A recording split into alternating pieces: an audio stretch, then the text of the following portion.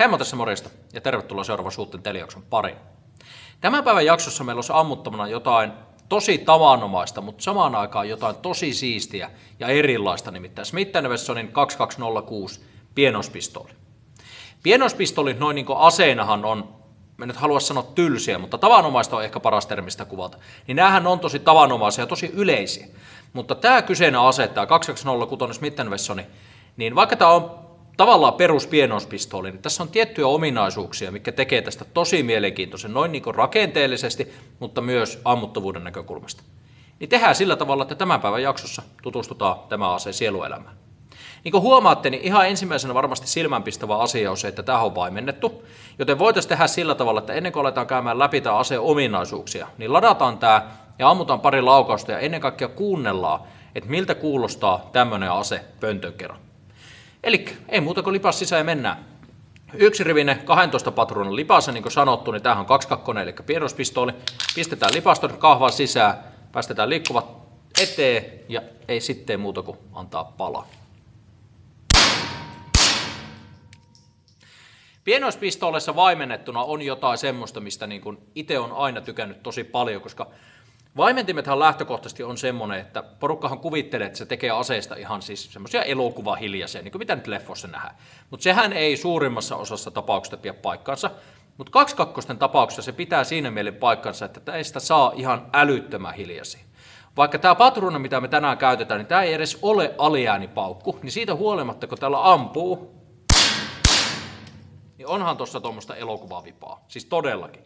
Ja se on näiden aseiden ehkä se viehätys ja tietynlainen mystiikka, mikä näihin liittyy, niin on nimenomaan se, että vaikka nämä ei nyt aseina tosiaan ole ehkä niin räiskyviä ja rekyyli on paljon ja mitä ikinä, niin tuo hiljaisuus on semmoinen, että siinä on vaan sitä jotain. Mutta kuten todettua, niin tässä on myös noin niin kuin tämän vaimentimen lisäksi paljon mielenkiintoisia asioita, koska vaimentimihan on aseessa kuin aseessa, mutta se mikä tästä aseesta tekee tosi mielenkiintoisen, niin on tuo rakenne. Jossain määrin jopa nämä hallintalaitteet, mutta ennen kaikkea tuo rakenne. Niin tehdään sillä tavalla, että me nopeasti ammutaan aseen tyhjäksi ja sen jälkeen aletaan käymään läpi tuota rakennetta. Onhan siinä vain jotain. Elikkä, kun sanottu, että tämä on mielenkiintoinen rakenteensa vuoksi, niin se mitä mä sillä ennen kaikkea tarkoitan on se, mikä näkyy jo kun te tätä katsotte. Elikkä joku voisi katsoa tätä ja miettiä, että tuossa aseessa on jotain outoa. Ja se outous on se, että piippu on täällä. Eli tässä on erityisen matalalla tuo piippulinja, koska rekyylijousi sijaitsee nyt täällä luistissa, eli piipun yläpuolella. Kun normaalistihan me ollaan totuttu siihen, että piippu on tällä tasalla, rekyylijousi on täällä, joka tavallaan on se yleinen konstruktio, mitä pistoolit on. Mutta tässä se on toisinpäin. Eli piippu on alhaalla, rekyylijousi on ylhäällä, mikä puottaa tuon piippulinjan merkittävästi alemmas suhteessa ampujan käteen. Eli tässähän tämä on täällä niin kuin lähestulkoon mun käden sisällä tuo piippulinja, kun normaalisti se olisi tällä tasalla. No joo, se on yksi kohta.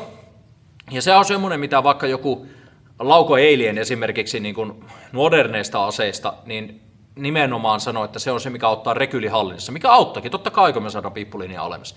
Mutta tämä on 22. Ei 22 tarvitse hirveästi välittää sitä rekyylistä, niin kuin äsken huomasitte. Mutta se, minkä se aiheuttaa, niin nyt kun tämä on tosiaan vaimennettu, niin tässähän on ihan normaali korkuiset tähtäimet. Koska yleensä kun puhutaan vaimennin tähtäimistä, niin ne on merkittävästi korkeammat sen takia, että ne näkyy sieltä pöntön takaa. Mutta tässä tapauksessa ei tarvitse olla, koska piippulinja tulee niin paljon alemmas, että tässä vaikka tämä vaimennin on aika massiivinen, niin se silti jää tuon tähtäinten alapuolelle, ja me nähdään nuo tähtäimet tuosta vaimentimen yli, vaikka ne on normaalikorkusti. Niin se on ensinnäkin iso plussa. Sen lisäksi se, että tässä on piippulinja tuolla alempana, niin toinen semmoinen varmasti ihan ensimmäisenä silmäänpistävä asia on se, että tämä etutähtäin ei liiku mihinkään. Vaikka tämä luisti tässä päällä liikkuu. Toki meillä on 22 paljon muitakin erilaisilla perinteisellä rakenteella olevia, missä raudat ei liiku, mutta tässä tapauksessa, niin koska tämä luisti on rakenteeltaan tämmöinen, että tuo etutähtäin pysyy tuolla kiinteästi paikallaan, niin se tekee ampumisesta tosi mukavaa, koska jos etutähtäin ei liiku, niin se niin sanotusti träkkää paremmin. Joo, pitää muistaa se, että tämä on 22 rekyylillä varustettu, mutta mielellään tuon ottaa versus se, että sulla olisi tuo etutähtäin kiinni tuolla luistissa. Nyt kun me ollaan ammuttu ase tyhjäksi, niin me voitaisiin lipastaa lipas, koska valitettavasti tähän kyseiseen aseeseen meillä on käytössä nyt vain yksi lipas, niin pitää välillä tässä lipastella, mutta sillä väliin voidaan pitää tämmöisen hemmon tarinatuokioita. Eli tosiaan niin kuin sanottu, niin mehän tänään ammutaan ihan norminopeuksista paukkua, mikä aiheuttaa sen, että tuo ei ole niin hiljainen kuin mitä tuo voisi tuo ase olla. Eli jos me ammuttaisiin aliääni subsonic-paukkua, niin se olisi totta kai vielä hiljaisempi. Mutta tälläkin, niin sitä saa jo semmoisen, että me tässä ennen kuin alettiin kuvaamaan, niin testasin sille, että otin luurit pois ja ammuin täällä sisällä tätä ihan peruspaukkua ilman luureja, ja se oli aivan täysin siedettävä. Ei sellainen, että mä haluaisin ampua sillä paljon ilman suojaimia, mutta ihan ok. Nyt kun me ladataan tämä ase, niin samalla voitaisiin sitten käydä läpi vähän muita ominaisuuksia. Eli heitetään taas lipas tonne sisään. Ja nyt kun me halutaan päästä luisti eteen, niin luistinvapautin salpa löytyy täältä aseen vasemmalta puolelta niin kuin normaalistikin. Ja se on tosi takana, eli se on silleen, että siihen yltää helposti tuosta peukalolla ja pystyy painamaan liikkuvat eteen. Nämä on hauskoja nämä 2-2, kun on tämmöinen blö, ja se on edessä, ihan kuin mitään ei tapahtuisi. Mutta kun me halutaan varmistaa tämä ase, niin täältä löytyy tavallaan perinteisen kaltainen peukalovarmistin tältä toiselta puolelta, mutta tämä liikkuu eri suuntaan. Joo, nyanssi, mutta sen huomaa, kun tätä lähtee painamaan. Me ollaan totuttu, että peukalovarmistin keinuu tähän suuntaan. Eli me tuosta peukalolla nostetaan sitä tänne vähän niin kuin takayläviistoon. Mutta tässä tapauksessa se niveltyy eri suuntaan, eli se nousee tuonne yläetuviistoon, nimenomaan yläetuviistoon, eikä ylätakaviistoon. Ja itse huomasin, kun tällä aloin ampumaan, niin oli semmoinen, että kun me lähdin nostaa sitä varmistinta, mä halusin nostaa sitä niin kuin perinteisesti tohon suuntaan, se ei mennytkään päälle, vaan sitä pitää vähän niin kuin työntää tonne etuyläviistoon, niin sitten se varmistimen saa päälle.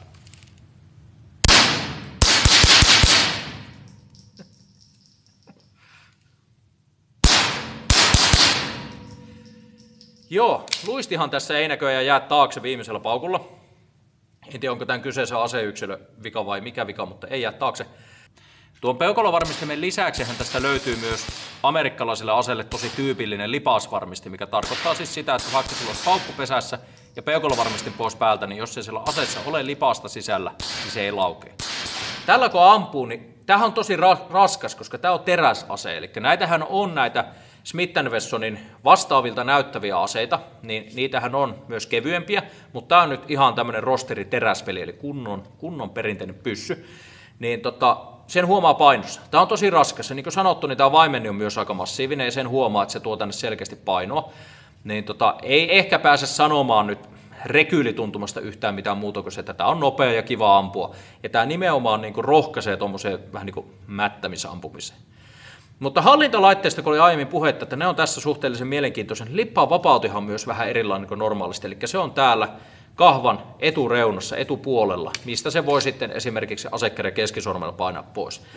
Onko kaikkein perinteisin paikka, niin ei tietenkään missään tapauksessa. Yleensähän meillä on nappi tai salpa täällä aseen kyljessä, jonkun verran perinteisiä, mikä lähtee tuolta pohjasta ja näin eteenpäin, mutta tässä niin se sijaitsee täällä kahvan etupuolella, mikä on ihan ok paikka siinä mielessä, että se on ensinnäkin molempikätinen, ja sen lisäksi se mahdollistaa sen, että me ei tarvi esimerkiksi kääntää sitä meidän asekkäden otetta yltääksemme peukalolla sinne lippaanvapauttimeen, mutta samaan aikaan toi ei missään tapauksessa ole semmoisessa paikassa, että jos nyt tehtäisiin oikeasti jotain hätälippaa vaihtoa tai muita, että se olisi mitenkään niin kuin paras mahdollinen paikka, koska siinä vähän niin kuin häviää se kontrolli siihen aseeseen, kun se joku keskisormen irrottaa sieltä kahvalta ja sitten vähän niin kuin kurottelee sitä tai nimettömällä, millä sitä nyt haluaisikaan painaa, niin tuonne kahvan etureunaan. Eli me ei jouta kääntää otetta, me joutaa rikkoa ote. Niin siinä mielessä niin ei ole kyllä paras mahdollinen paikka, varsinkin kun tätä saa aika kovaa painaa, että se painuu pohjaan. Mutta pitää muistaa, mikä ase tämä on. Eihän tämä nyt mikään hätälippaanvaihtoase olekaan, varsinkin kun meillä on vain yksi lipas. Niin ei ole ongelma, ei missään tapauksessa ole ongelma, mutta mielenkiintoinen, mutta ei ehkä paras mahdollinen lippaanvapautin. Ammutaan välillä.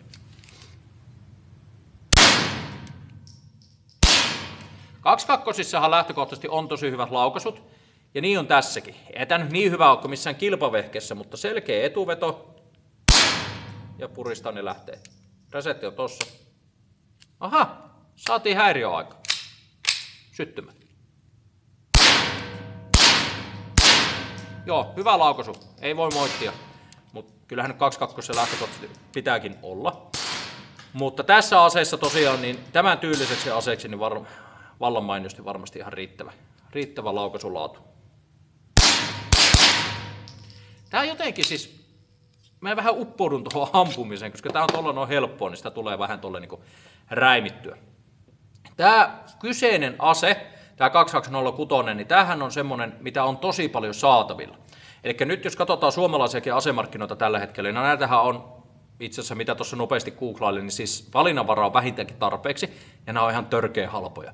Eli tämän hetken hintataso näytti heiluvaiselle jossain 2,5 ja 4,5 välissä suunnilleen. Ja sitten kun tämä on tämmöinen kunnon rosterinen teräsvehe, niin eihän tämmöistä lähtökohtaisesti ampumalla paskaksi saa.